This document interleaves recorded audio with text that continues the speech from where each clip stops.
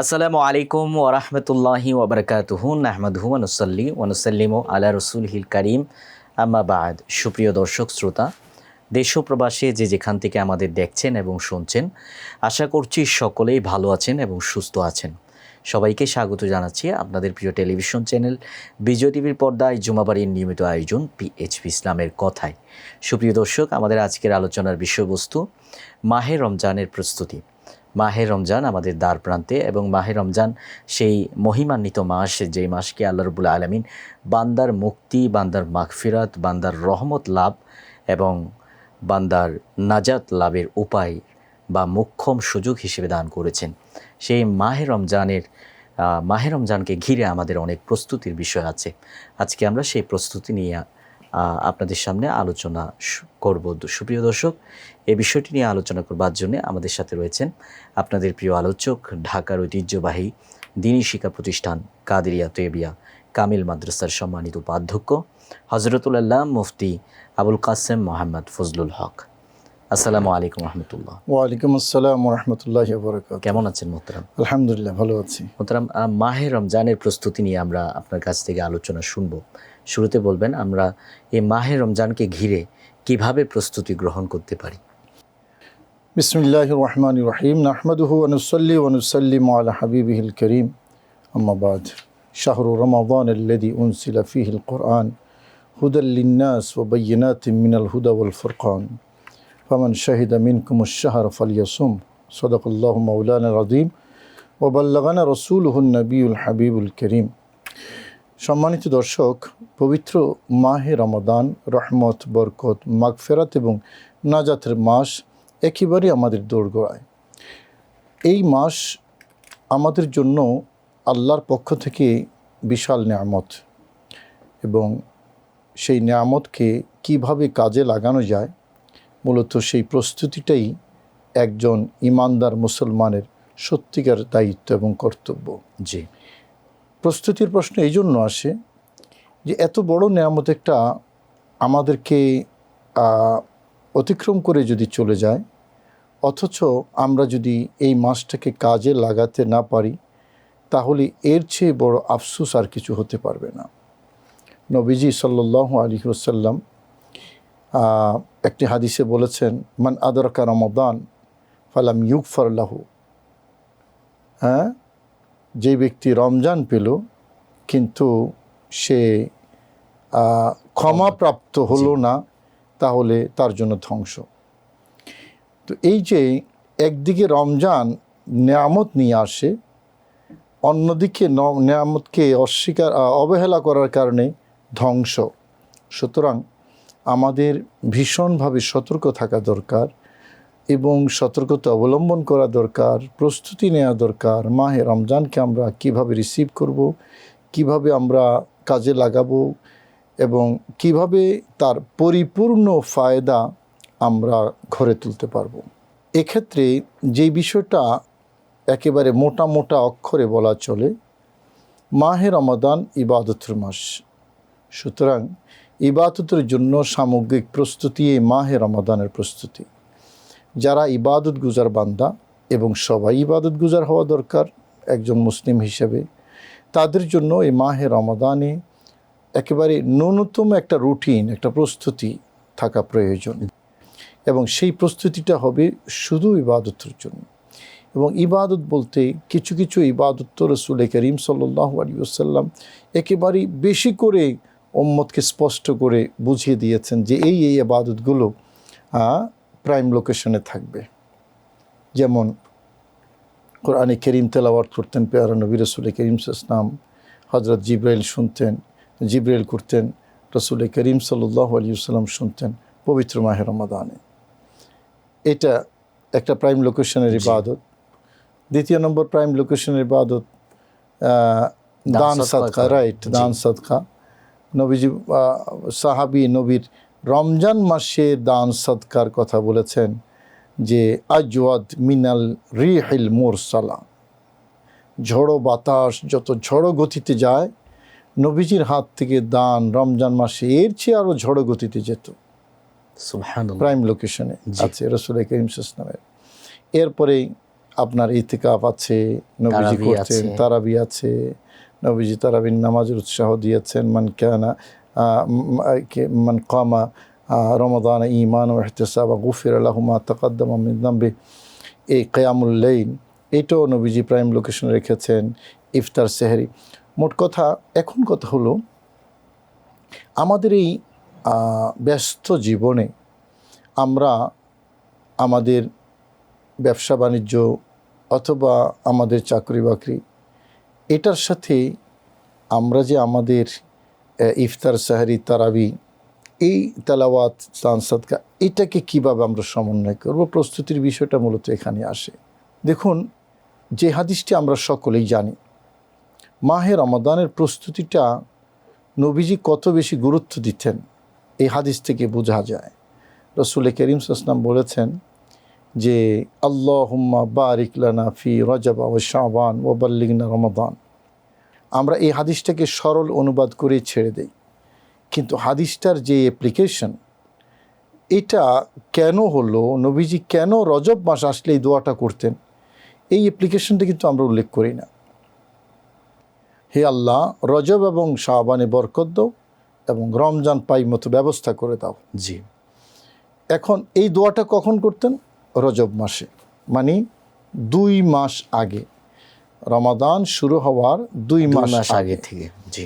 তো এখন প্রশ্ন হলো, রজব মাসও মাস, শাবান মাসও মাস, রমজান মাসও মাস, শাওয়াল মাসও মাস, 12 মাস। তো অন্য মাস আসার আগে নবীজি এভাবে 2 মাস আগে স্মরণ করতেন না। রমজান আসার আগে 2 মাস আগে নবীজি রমজানকে স্মরণ করছেন কেন?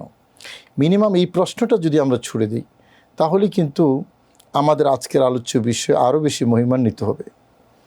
যে রমজান আসার 2 মাস আগে নবীজি রমজানকে স্মরণ করছেন, এবং রমজানের কারণে শাওয়াল এবং রজব এবং শাবানকেও নবীজি বরকতময় হিসেবে, এবং শাবান মাসে নবীজি বেশি বেশি রোজা রাখতেন। জি। তো এখন এই যে 2 মাস আগে নবীজি স্মরণ করে এবং স্মরণ করিয়ে উম্মতকে একটা মহা প্রস্তুতির জন্য একটা মেসেজ দিয়ে দিলেন, গ্রিন সিগন্যাল দিয়ে দিলেন যে প্রিপেয়ার্ড হও, রমজান আসছে। আমি 2 মাস আগে স্মরণ করছি রমজানকে। তো 2 মাস আগে স্মরণ করে নবীজি মাঝখানে ভুলে গেছেন, এই কথা বলার কোনো সুযোগ নেই, ধারণা করার সুযোগ নেই। নবীজি স্মরণ করেছেন এবং স্মরণে রেখেছেন পবিত্র মাহে রমাদানকে, এবং রেখে এই রমজান আসছে আসছে আসছে করে এই যে একটা সাইকোলজিক্যাল প্রস্তুতি, এটা একটা বিশাল ব্যাপার। কারণ ইবাদতের ধ্যানের মধ্যে থাকাও ইবাদত। জি। আমি ইবাদত করব, আসছে রমজান, এই ধ্যানের মধ্যে থাকাও কিন্তু একটা ইবাদত। রাসূল করিম সাল্লাল্লাহু আলাইহি ওয়াসাল্লাম 2 মাস আগে সেই ধ্যান জ্ঞান শুরু করতেন। রমজানের এই প্রস্তুতি নিয়ে আমরা আপনার কাছে আরও শুনবো। আমাদের একটা বিরতিতে যাবার সময় হয়ে গেছে। সুপ্রিয় দর্শক, যাচ্ছি ছোট্ট একটা বিরতিতে, ফিরে আসছি অল্প কিছুক্ষণের মধ্যে। দেখতে থাকুন আপনাদের প্রিয় টেলিভিশন চ্যানেল বিজয় টিভি।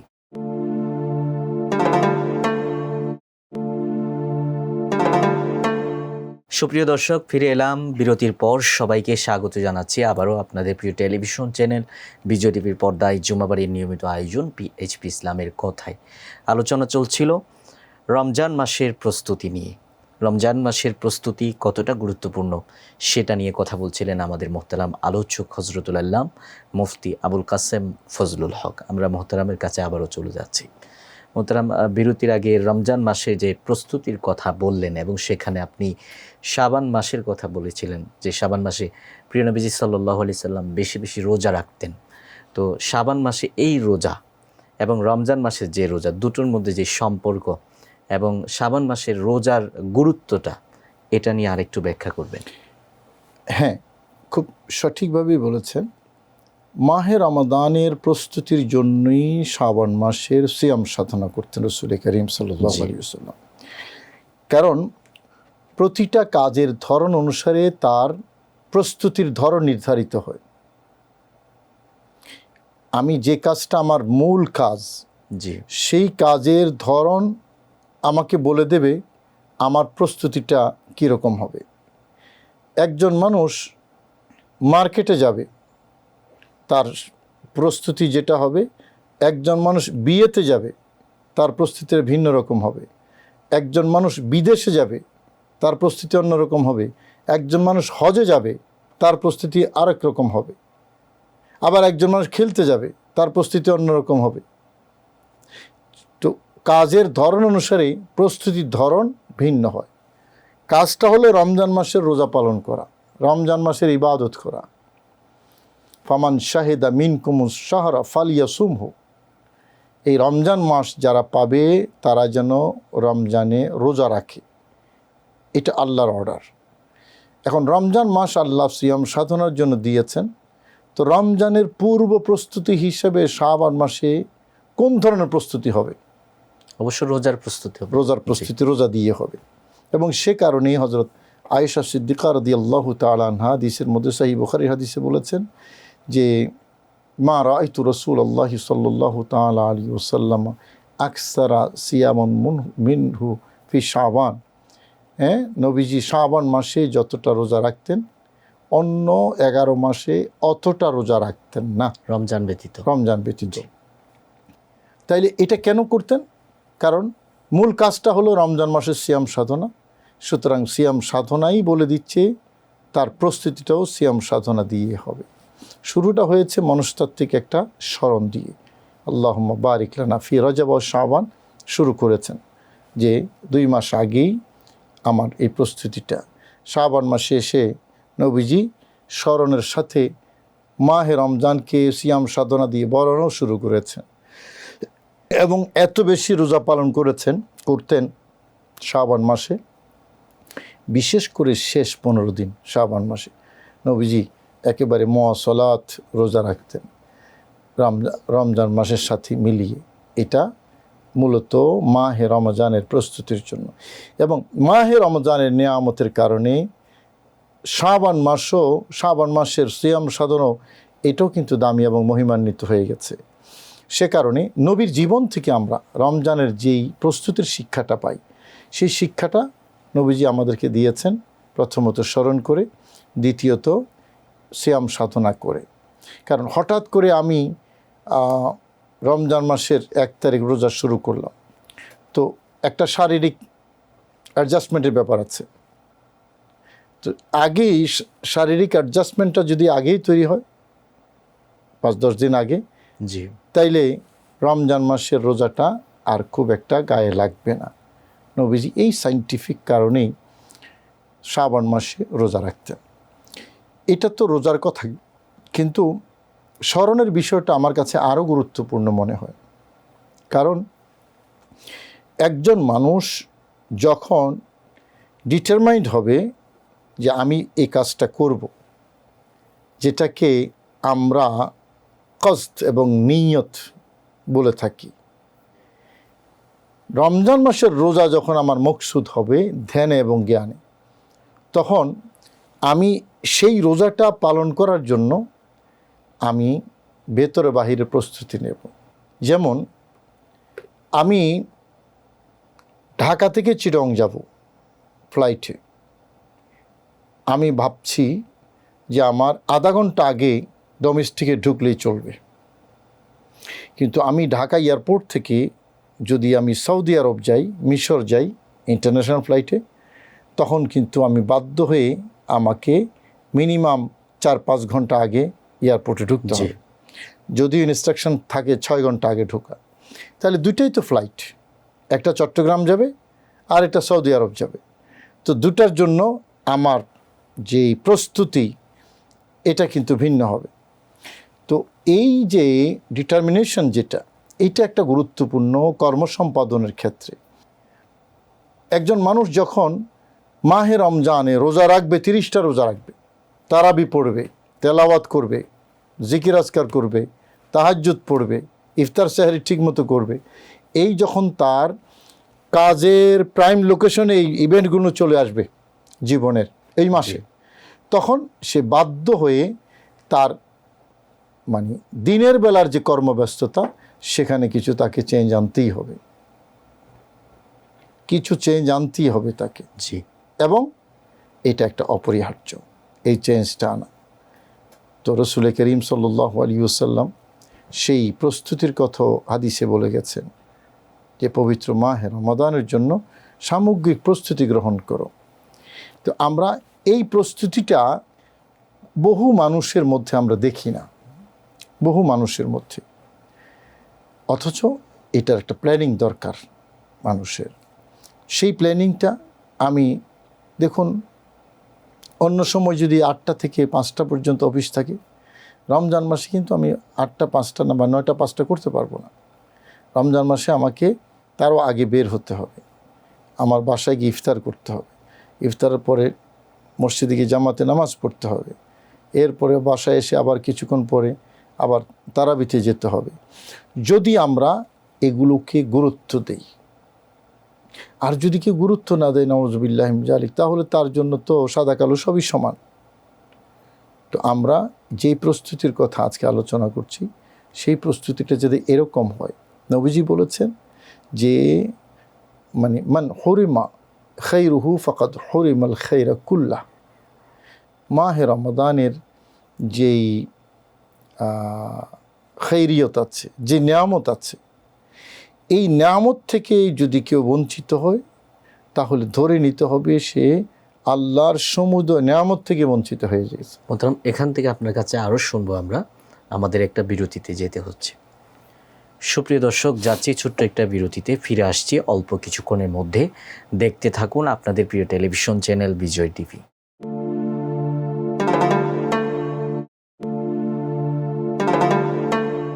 সুপ্রিয় দর্শক, ফিরে এলাম আবারও বিরতির পর। সবাইকে স্বাগত জানাচ্ছি আপনাদের প্রিয় টেলিভিশন চ্যানেল বিজয় টিভির পর্দায় জুমাবাড়ির নিয়মিত আয়োজন পিএইচপি ইসলামের কথায়। দর্শক, আলোচনা চলছিল মাহে রমজানের প্রস্তুতি সম্পর্কে। চমৎকার আলোচনা করছিলেন আমাদের মোহতারাম আলোচক। আমরা আবারও আলোচকের কাছে চলে যাচ্ছি। মোহতারাম, বিরতির আগে কল্যাণের কথা বলেছেন যে রমজান মাস এটা হচ্ছে কল্যাণের মাস, এবং এই কল্যাণ থেকে যে ব্যক্তি বঞ্চিত হয় সেই সমস্ত কল্যাণ থেকে বঞ্চিত হয়। এটা নিয়ে আমরা বলব। এই যে কল্যাণটা, জি, এই কল্যাণটা ধারণ করা, এটাকে আরোহণ করা, মানে আহরণ করা, এটাই হলো আমাদের দায়িত্ব। রসুল করিম সাল্লাল্লাহু আলাইহি ওয়াসাল্লাম মাহে রমাদানে যেভাবে রমজানটাকে কাজে লাগাতেন, একটু আগে যেই হাদিসটা আমরা পড়েছি, যে নিজে তেলাওয়াত করতেন, জিব্রাইল শুনতেন, জিব্রাইল তেলাওয়াত করতেন, নবীজি শুনতেন। কারণটা কি?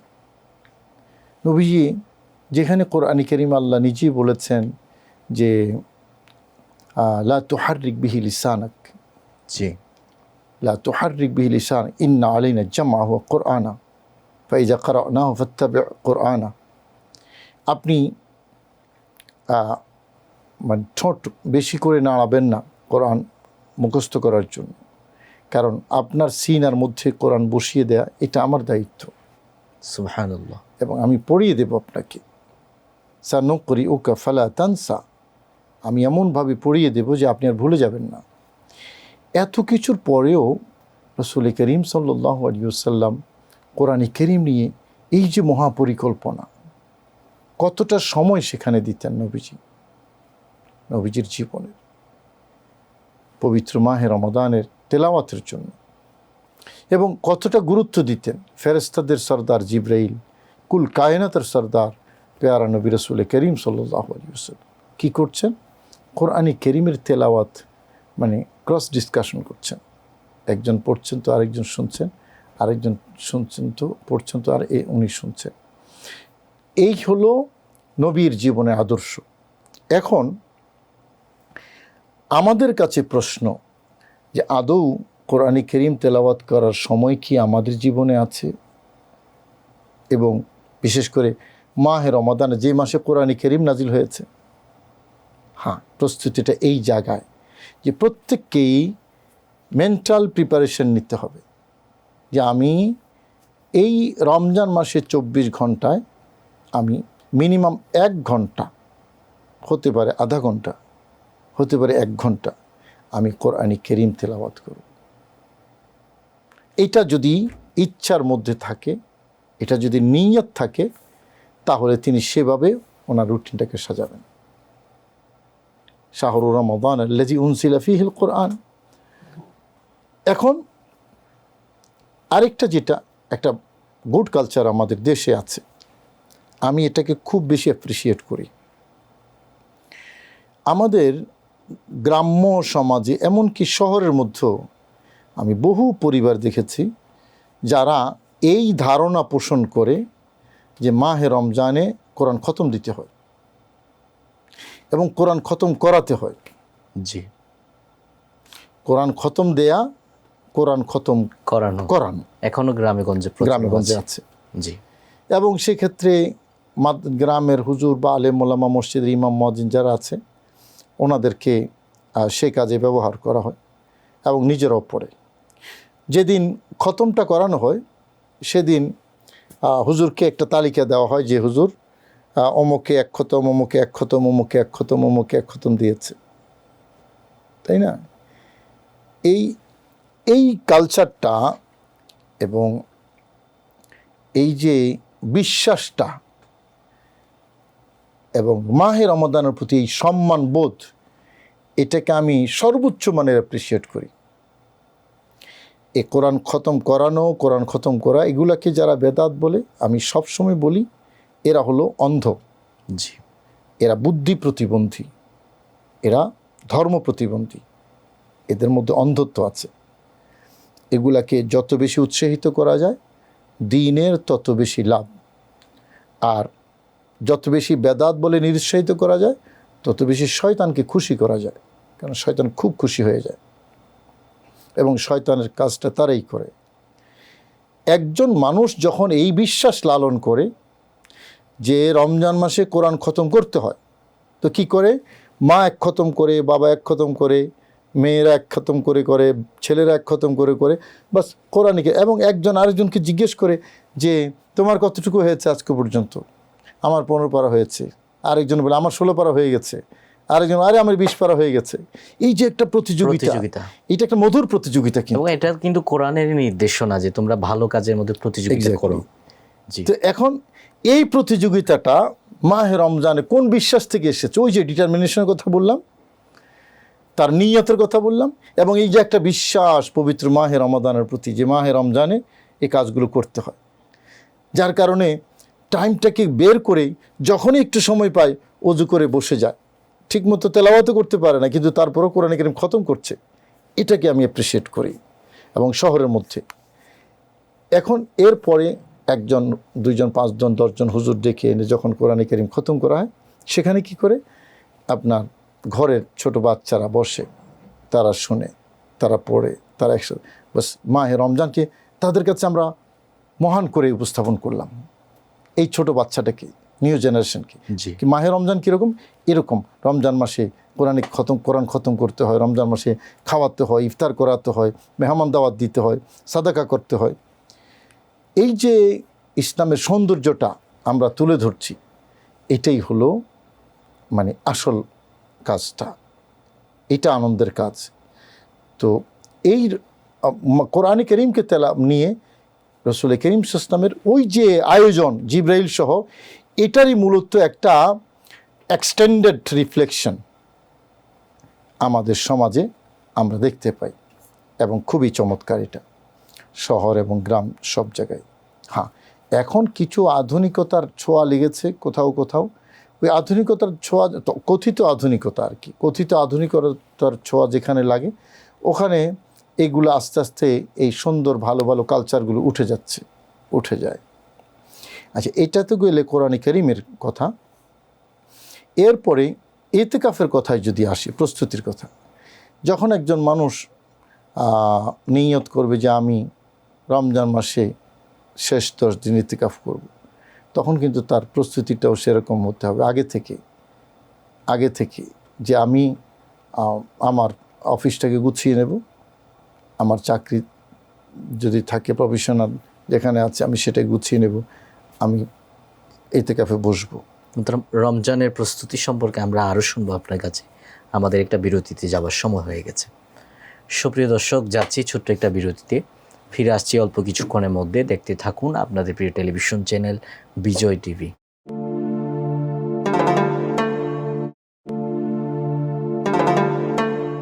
সুপ্রিয় দর্শক, ফিরে এলাম আবারও বিরতির পর। সবাইকে স্বাগত জানাচ্ছি আপনাদের প্রিয় টেলিভিশন চ্যানেল বিজয় টিভির পর্দায় জুমাবারের নিয়মিত আয়োজন পিএইচপি ইসলামের কথায়।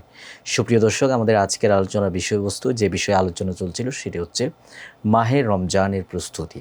চমৎকার আলোচনা করছিলেন আমাদের মোহতারাম আলোচক। আমরা আবারও মোহতারাম আলোচকের কাছে চলে যাচ্ছি। মোহতারাম, বিরতির আগে আপনি এতেকাফের কথা বললেন। এতেকাফের বিষয়ে আমরা কি প্রস্তুতি গ্রহণ করতে পারি, সাথে সাথে দান সৎকার বিষয়ে বলবেন যে দান সৎকার ক্ষেত্রে আমাদের এই শাবান মাস, অর্থাৎ যে মাসটি রমজানের আগে এখন চলমান শেষ দিকে, আমরা এইখানে এই সময়টুকুর মধ্যে কি প্রস্তুতি গ্রহণ করতে পারি, এবং দ্রব্যমূল্যের বিষয়ে বলবেন। বিশেষ করে আমাদের দেশে একটা রসম বা রেওয়াজ আছে যে রমজান যখন আসে, যেই নিত্য প্রয়োজনীয় যে দ্রব্যগুলো আছে সেগুলোর দাম বাজারে খুব অতিহারে বৃদ্ধি করে দেওয়া হয়। তো এটা নিয়ে বলবেন। ইতিকাফের কথা যেটা বলেছি সেটা হলো যে মানুষ যখন ইতিকাফ করবে তখন তার প্রস্তুতিটা আগে থেকেই নিতে হবে। তার অফিসকে গুছিয়ে নেওয়া, এটা রমজানের সামগ্রিক প্রস্তুতির অংশ। জি। আর এখানে আরেকটা বিষয়, নবীজির জীবন থেকে যে বিষয়টা আমরা পাই, দান সাদকা। রমজান মাসে আমি কি করব, দান সাদকা, এটার একটা সেলফ ক্যালকুলেশন লাগবে। প্রথমত জাকাতের যেই বিষয়টা, সেই বিষয়টা আমাকে নিশ্চিত করতে হবে আমি আমার জাকাত পাই পাই করে হিসাব করে দিয়ে দেব। যদিও জাকাত রমজান মাসে জাকাতের জন্য নির্দিষ্ট নয়, কিন্তু সবাই রমজান মাসে জাকাত দেয়, এটা একটা ভালো কালচার তৈরি হয়েছে। সুতরাং রমজান মাসেই দেবে, যে যেই তারিখ হিসাব করে প্রতি বছর দেয় সেই তারিখেই দেবেন, এবং এইটাতে যাতে কোনো ধরনের অলসতা অবহেলা না আসে, এটার জন্য একটা প্রস্তুতি লাগবে। এবং সেই প্রস্তুতি তার ক্যালকুলেশনের ইনক্লুডেড ক্যালকুলেশন, যে আমার সম্পদ কত আছে, জাকাতযোগ্য কত আছে, জাকাতবিহীন কত আছে, আমি অগ্রিম দিয়েছি কিনা, সব কিছু মিলে একটা জাকাত ক্যালকুলেশন। এখন নেটের মধ্যে পাওয়া যায় জাকাত ক্যালকুলেটর সুন্দর করে, সেই প্রস্তুতিটাও তাকে নিতে হবে। এবং কাকে কাকে দেবে, এমন হতে পারে গত বছর যাকে দিয়েছে এবছর হয়তো তার সেরকম নেসেসিটি নেই, নতুন কাউকে দিতে হবে। তার পরিবারের কে আছে, তার আত্মীয় স্বজন কে আছে, তাদেরকে প্রায়োরিটি দিতে হবে। অথবা মাদ্রাসার এতিমখানা কোথায় কী আছে যেখানে প্রপারলি ইউটিলাইজ হয়, সেটাও তাকে ফাইন্ড আউট করতে হবে। এগুলো সব প্রস্তুতির অংশ। এরপরে নফল দান যেটা, এটা ভুলে গেলে চলবে না। অন্য সময় বা অন্য মাসে দান সাদকা করলে সওয়াব যা হবে এখানে কিন্তু বহুগুণ বেশি। সে কারণে নবীজি নফল দানও ঝড়ের গতিতে করতেন পবিত্র মাহে রমাদান। তো আমাদের এই শিক্ষাটাও লাগবে, কারণ প্রতিটা দেশের, নট অনলি বাংলাদেশ, সারা পৃথিবীতেই রমজান মাসে সাহায্য প্রার্থী, গরিব, নিঃস্ব, দরিদ্র যারা, তাদের এক্সপেকটেশন বেশি থাকে যে আমি এই মাসে একটু বেশি কিছু পাবো। এবং এই এক্সপেকটেশনের কারণে মানুষ দান সদকাও করে বেশি। দান সদকা বেশি করে আরেকটা কারণ মানুষের বিশ্বাসের জায়গা থেকেও আছে যে এখানে এই রমজান মাসে বেশি দিলে পাওয়া যায় বেশি। আবার আল্লাহর পক্ষ থেকে স্পিরিচুয়াল কিছু কাজকর্ম তো আছে, যে আল্লাহ মানুষকে উদ্বিয়া বাগেল খৈর আকবিল, মানে আধ্যাত্মিক আওয়াজ আসে যে যারা মঙ্গল চাও এগিয়ে যাও, যত ভালো কাজ এখন করো। তো ভালো কাজের মধ্যে দান সদকা তো একটা উত্তম কাজ, ভালো কাজ, মানুষ সেই দান সদকাটা করে। তো সব কিছু মিলে দান সদকার প্রতি কি করবে, কতটুকু করবে, এটার একটা মানসিক ক্যালকুলেশন দরকার। আর সর্বশেষ যে বিষয়টা, এটা খুব দুঃখজনক, দ্রব্যমূল্য বৃদ্ধি পাওয়া। আমরা যে প্রস্তুতির কথা বলছি, যে মাহে রমাদান আসলে রমজানটাকে কিভাবে আমরা স্বাগত জানাবো, রমজানটাকে কিভাবে আমরা সর্বোচ্চ ব্যবহার করব, এটা একটা ক্যালকুলেশন দরকার, প্রস্তুতি দরকার। এখন আমাদের কিছু ভাইয়েরা রমজানকে ব্যবহার করার উত্তম পদ্ধতি আবিষ্কার করেছে। আপনার 100 টাকার ছোলাতে 200-300 টাকা করে দেয়, 100 টাকার চিনি 150-200-300 টাকা করে দেয়। ওনার উত্তম রূপে রমজানটাকে ব্যবহার করার চেষ্টা করছে আর কি। আমাদের ওয়াজটা খুব আসর করেছে তাদেরকে, এটা খুব দুঃখজনক। মনে রাখতে হবে, আমরা এই প্রস্তুতির কথা বলি না যে আমি কি বলে, যেগুলো বেগুন যে বেগুন দিয়ে বেগুনি তৈরি করে, এটা তো আকাশের উচ্চতা উঠে যায়, কাঁচামরিচের দাম বেড়ে যায়, ধনিয়া পাতার দাম বেড়ে যায়, আপনার কি বলে এই খেজুরের দাম বেড়ে যায়। মানে যেগুলো ইফতার, সেহরি বা রমজান মাসে ব্যবহার হয় বেশি, মানুষ একটু খায় বেশি, ওগুলার দাম বেড়ে যায়। অথচ যেই পণ্যের কাটতি বেশি এই পণ্যের দাম স্থিতিশীল থাকে, এটা হলো অর্থনৈতিক সূত্র। জি, অর্থনৈতিক সূত্র। তো আমরা কিভাবে হেদায়েত করব এই কিছু কিছু ব্যবসায়ীদেরকে? তো ওনারা রমজান মাসকে সর্বোচ্চ ব্যবহার করে সর্বোচ্চ দাম নিয়ে, সর্বোচ্চ দামটাকে লুফে নিয়ে এটাকে ব্যবহার করে। আবার তেল গুদামজাত করে রাখে, সামবড়ি সবাই না, খেজুর গুদামজাত করে ইতিমধ্যে রাখা হয়ে গেছে, ছাড়বে না। ছাড়বে কখন? অন টাইমে একটা ক্রাইসিস তৈরি করে শেয়ার মার্কেটের মধ্যে দাম বাড়াইয়া এরপর আস্তে আস্তে ছাড়বে। বাস যেটা সৌদি আরব থেকে বা কুয়েত থেকে, ইরান থেকে যেই খেজুর 700-800 টাকা খরচ পড়ে, এটাকে মোটামুটি 1,500-2,000 টাকা বিক্রি করে ওই লাভ লুফে নেবে। কেউ না দেখলেও আল্লাহ তো আছেন, আল্লাহ তো দেখেন। এরকম সুযোগ বুঝে মানে নিত্য পণ্যের দাম এভাবে বাড়িয়ে দেয়া, ইন্টেনশনালি গণমানুষকে কষ্ট দেয়া, এটা কিন্তু একেবারেই একটা অন্যায় কাজ এবং সেই অন্যায়ের জন্য জবাবদিহিতা করতে হবে। আমি কথা বলছি না যে লাভ ছাড়া ছেড়ে দাও, আমি কথা বলছি যে লাভ সহনীয় মাত্রায় রেখে এবং কোনো ধরনের গুদামজাত না করে, কোনো ধরনের কৃত্রিম সংকট তৈরি না করে একটা সহনীয় মাত্রায় লাভ করে আমি ছেড়ে দেই। তাইলে এটা আমার লাভও হলো, ব্যবসা হলো, একটা সাদকায়ে জারিয়ার সওয়াব হলো, সাদকায়ে জারিয়ার সওয়াব হলো। কিন্তু আমরা এই সহনশীলতাটা মোটামুটি আমার যদ্দূর বয়স হয়েছে আমি বাংলাদেশে দেখিনি আর কি। অথচ বিশ্বের অনেক জায়গায় গিয়েছি এবং অনেক ধর্মের ফেস্টিভ্যালের কথাও জানি। তাদের ফেস্টিভ্যালের মধ্যে, রিলিজিয়াস ফেস্টিভ্যালের মধ্যে তারা আরও ডিসকাউন্ট দিয়ে দেয়। ডিসকাউন্ট দিয়ে মাল বিক্রি করে বেশি, লাভ হয় বেশি। আলটিমেটলি মাল বিক্রি করে বেশি, ডিসকাউন্ট দিয়ে লাভটা ওই বেশি বিক্রিতে লাভটা তুলে নেয়। এটা না হওয়ার কথা। আমরা অনুষ্ঠানে একেবারে শেষ পর্যায়ে চলে এসেছি। আপনি খুব সুন্দর কথা বলেছেন। আসলে এখান থেকে আমাদের শিক্ষা নেওয়া দরকার, যেখানে বিধর্মীরা পর্যন্ত তাদের ধর্মীয় অনুষ্ঠানের দ্রব্যমূল্যের দামগুলো কমিয়ে তারা বেশি লাভ করার চেষ্টা করে, কিন্তু আমাদের দেশে সেই জায়গায় আমরা ব্যতিক্রম দেখতে পাচ্ছি। আমাদের এই জায়গাটি থেকে শিক্ষা নেওয়া দরকার। আপনাকে ধন্যবাদ জানাচ্ছি আপনার গুরুত্বপূর্ণ আলোচনা উপহার দেওয়ার জন্য। জাযাকাল্লাহু খাইরা। সুপ্রিয় দর্শক, দেখতে দেখতে আমরা অনুষ্ঠানের একেবারে শেষ পর্যায়ে চলে এসেছি। আজকের বিষয়বস্তু ছিল মাহে রমজানের প্রস্তুতি। আসলেই মোহতারাম আলোচক যে কথাগুলো বলেছেন যে মাহে রমজানের প্রস্তুতি গ্রহণ করতে হবে ইবাদতের মাধ্যমে, নামাজ, রোজা এবং কোরআন তেলাওয়াত, দান, সদকা, এগুলোর মাধ্যমে আমরা রমজান মাসের আগে রমজানের প্রস্তুতি গ্রহণ করতে পারি। সেই জায়গায় আমরা যদি দ্রব্যমূল্যের দাম বাড়িয়ে দেই তাহলে এটা মাহে রমজানের প্রস্তুতি নয়, বরং মাহে রমজানের যে ইবাদত, রমজানের যেই সহজতা, সেই ক্ষেত্রে আমরা বাধা প্রদানকারী হিসেবে পরিগণিত হলাম কিনা, এটা একটা বড় প্রশ্ন। সুপ্রিয় দর্শক, আজকের অনুষ্ঠান থেকে আমাদের শিক্ষা নেওয়া দরকার, রমজানের প্রস্তুতি গ্রহণ করা দরকার, এই প্রত্যাশা রেখে আমরা আজকের মতো বিদায় নিচ্ছি। সকলে ভালো থাকবেন, সুস্থ থাকবেন। আজ এ পর্যন্তই। আল্লাহ হাফেজ। আসসালামু আলাইকুম ওয়া রাহমাতুল্লাহি ওয়া বারাকাতুহু।